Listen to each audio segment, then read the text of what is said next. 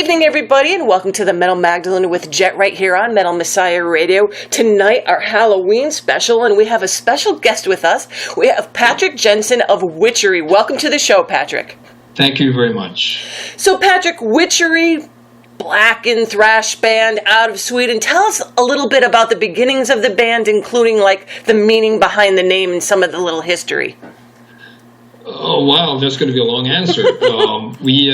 We started out as a band called Satanic Slaughter, just a bunch of friends who got together, and there was a local band here that's been around had been around back then already for 10 or 15 years. I think they formed in 1983 or something, but they never got a record deal or anything, so a bunch of us got together and joined that band, and then we got on Acropolis, and we did an album, but then something happened, and the guy who had the rights to the name left. So the four of us remaining members, we were kind of stuck in limbo. So we thought, okay, we were having so much fun, so let's just get a new name and we'll start a new band.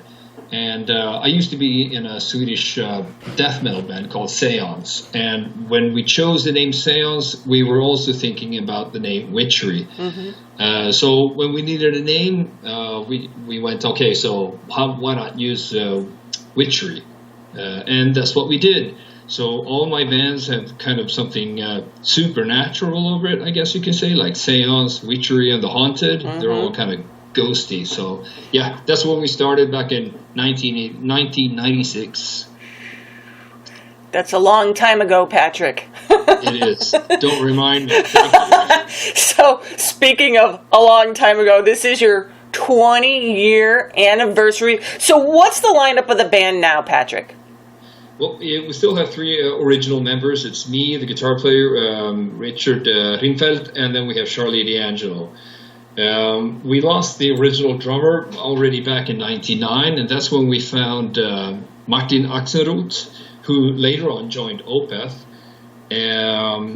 And we also lost the original singer, Toxin, around 2006 or something. So right now in the band we have a drummer called Chris Barkensjö, who used to play with Face Down and now plays in a band called Lik, which means corpse in Swedish. And we have a new singer, his name is Angus Nordin. And he's in a band here called Necrokraft. And Angus is the newest member of the band because we found out when we were recording the album that our singer, Caligula, ex-Dark Funeral singer, that he cannot sing anymore because of something wrong with his ear or his balance. Oh.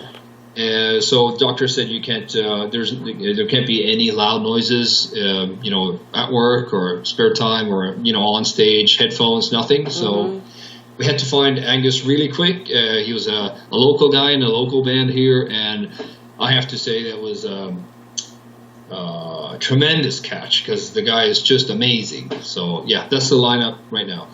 So, Patrick, today we're here to talk about the new album in his Infernal Majesty's service, out November 25th on Century Media Records. Your last release being Witchkrieg. I love that name. What can you tell us about the new album that's coming out with the new lineup?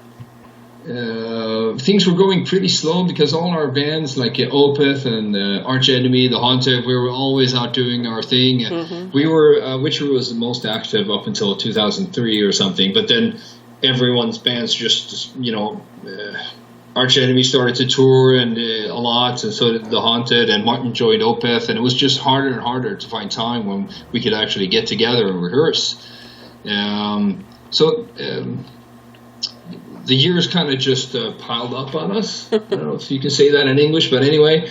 But then this 20th anniversary is coming up, and we thought we really need to do something, and it was still just as hard to find, to get everyone in one place at the same time. So Martin said, okay, I don't want to be blocking the band from, making an album and everything. So he left the band, kind of, I guess you could say. But we're still very good friends and everything. It was just that he saw that he was like a factor just as much as the rest of us, I guess. But he said, I'm fine.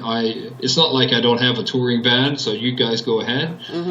And that's when we could start really practicing and rehearsing for this new album, and that was early 2016. And just getting together, we're always a band that laughs, and we have a great time together. We all share the same love of metal, so writing for Witchery has never been a burden. It's only been up to finding time to get together. All right. So now we got time, we made an album, and then all of a sudden we had to find a new singer, but we found a new singer, and we made a really good album, I think.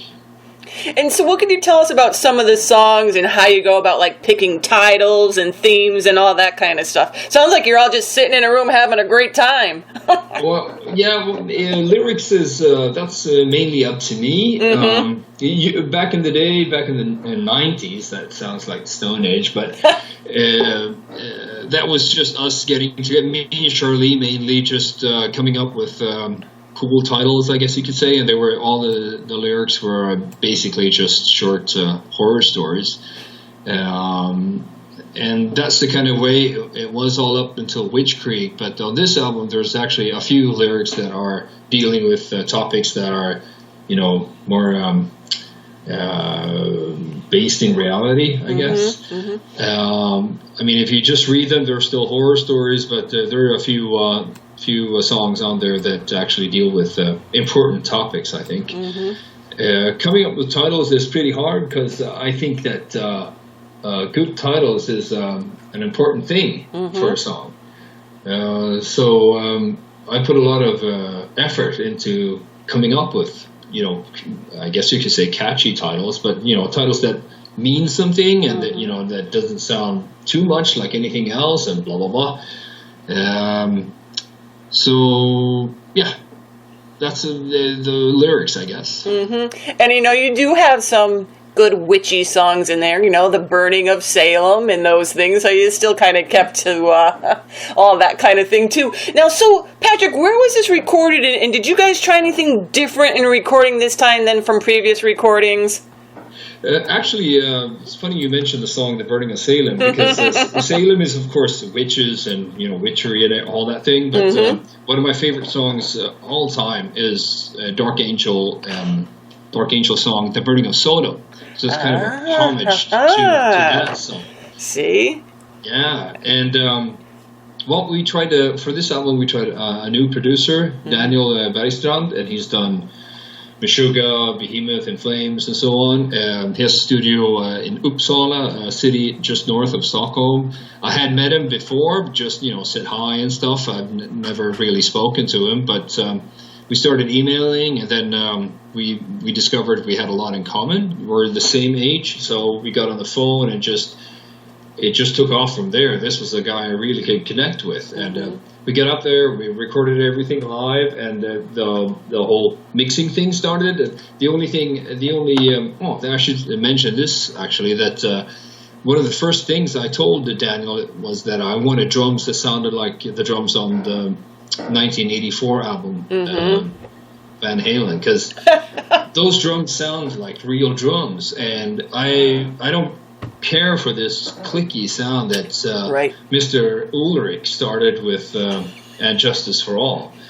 So, and he was like, yeah. So you want drums that sound like real drums? Okay, let's go.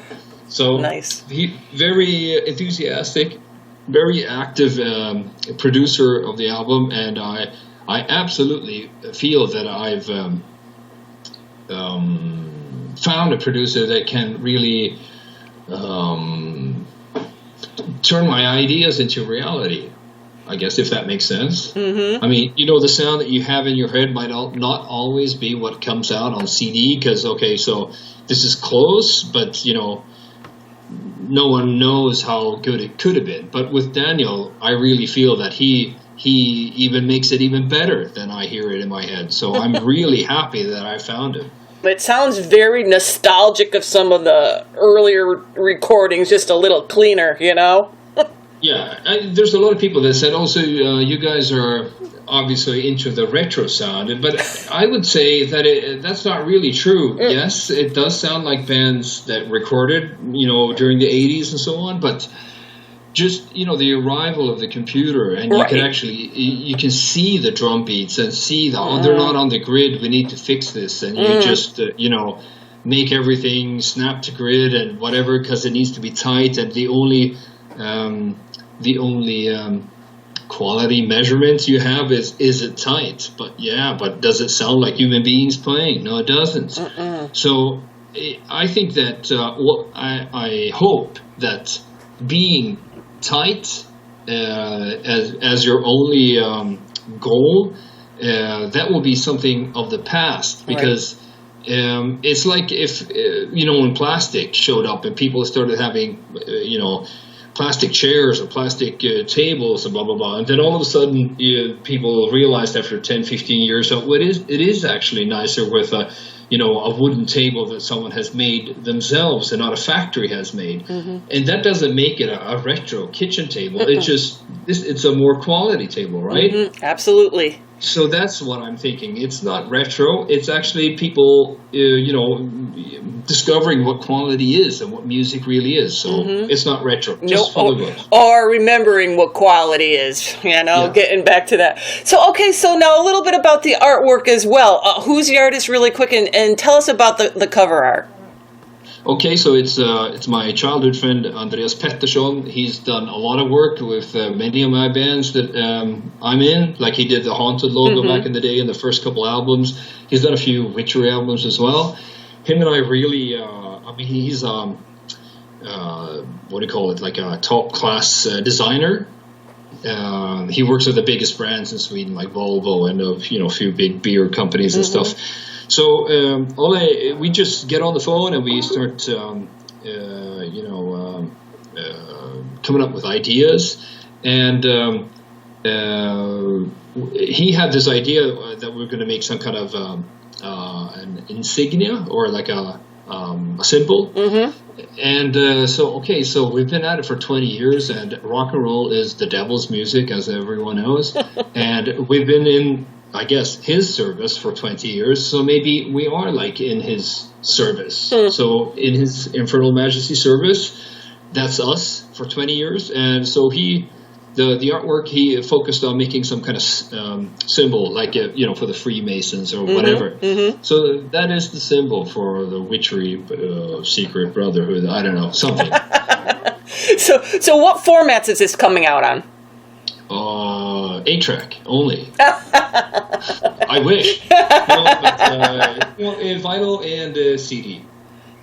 Okay, cool. So Patrick, now a lot of people also know you, of course, from The Haunted. How do you handle writing and recording and scheduling with the two different bands? I've always, both Haunted and Witchery started the same year. So it's actually The Haunted's 20th anniversary too. I've always written everything. When I sit down and grab a guitar, I always write for Witchery. For some reason, there's just less pressure, and I'm the only one that writes the music in Witchery. So, kind of whatever I come up with goes. So I don't have that pressure needing to, well, anyway. It's just easier to write for Witcher, but every now and then there's something that comes up that sounds more The Haunted, so I get a riff for free for The Haunted, so to speak. There you go. For example, there's a very well-known instrumental song from the Haunted Made Me Do It album, the very first track, Dark Intentions. People say that is so The Haunted, but that's actually something that Witchery wrote. And we actually rehearsed that, and I said, and everyone was loving it in the band. And I said, "Oh, I'm sorry, guys, but I'm going to have to take this for The Haunted." And they were like, "No, don't!" But it works the other way too. Actually, the song that I was talking about earlier, "The Burning of Salem," that was the song meant for the next Haunted album. But it got downvoted by the Haunted members, so fine, I'll just make it. Stick it in the Witchery song. Yeah. So, Patrick, what's the best site for people to check out to find out more about the band, what you have coming on, little sneak peeks of what you got released? Probably our Facebook page, actually. We're getting a normal homepage up and running too, just because we're going to start becoming a lot more active now that we have a drummer, so we can actually get out and play and so on. So, but for now, it's the Facebook page. Awesome. So, Patrick, thank you so much for taking the time to tell us about Witchery and the new album and his Infernal Majesty's Service out next month on Century Media Records. Best of everything to you with the new release, and thank you for coming on the show, and happy Samhain. Thank you. Thank you very much.